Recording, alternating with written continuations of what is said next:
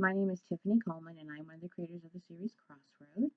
I do have a partner I'm working with. His name is Clayton Austin III, and he is currently in prison for a crime he didn't commit. A few years back, Clayton went with a friend of his to help him retrieve some stolen items. Clayton was the one that drove him to the place where he said his items were. His friend goes inside to get his items and takes a long time. But Clayton stayed around and waited for him. The friend comes back, gets in the car, and they go back to campus.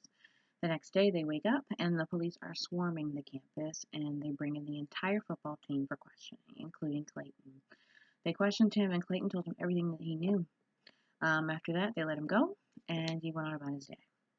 A couple days later, they bring Clayton in for questioning once again. He tells them everything he knows without an attorney present because he didn't know to get one.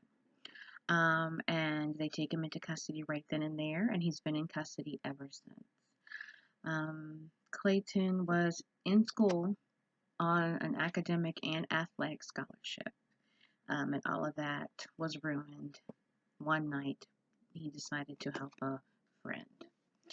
He's doing 18 years for a crime he had nothing to do with. What Clayton did not know is that his so-called friend was in there raping his ex-girlfriend and a couple of her friends because he was angry about some stuff that she posted to social media.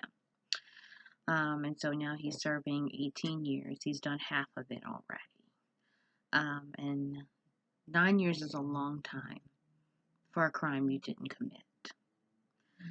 I think the story is poignant.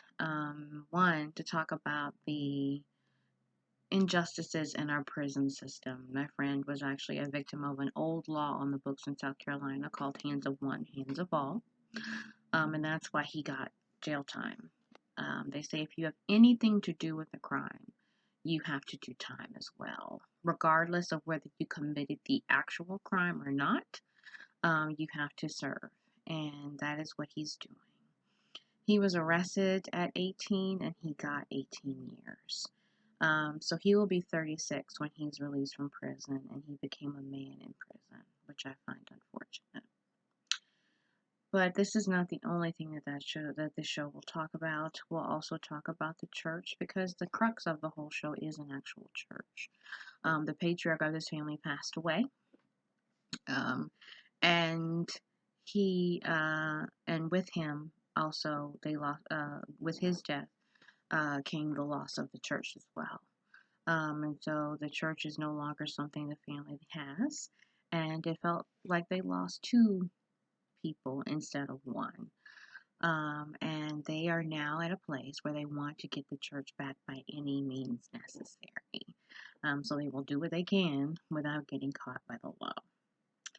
We'll also talk about politics, because Charles is a politician and he is wanting to get political office because he believes he can make a difference, and he'll go and make a deal with the devil almost to get what it is that he wants.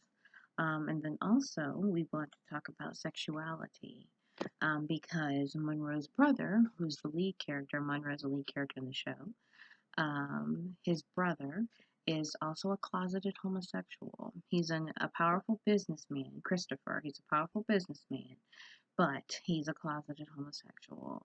And he doesn't realize it until an old flame comes back. So we want to talk about politics, we want to talk about religion and the church, and we also want to talk about the justice system. Those are the three issues we want to hit. Don't want to beat people up about it, because we want to make the show fun and saucy too. So we'll have some interesting characters that you'll meet.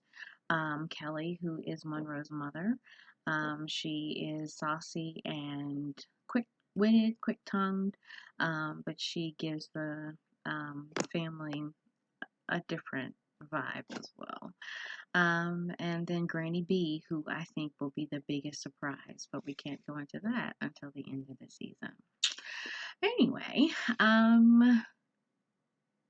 I think this is going to be something we're doing and working on. I think this is something that people will get excited about and want to tune in every week, because something different will always happen. It'll be explosive, dynamic, and just lots of fun. And I feel like this story is necessary. One, because I think it gives Clayton something to do. It keeps his mind active. For me, it gives me a great way to stay in my craft and keep my writing hot, and keep it current. It gives me a chance to continue to work on it and become better as a writer. Just to tell you a little bit about me, I am a seminary graduate. I have a master's in divinity, and I also have a degree in Christian education.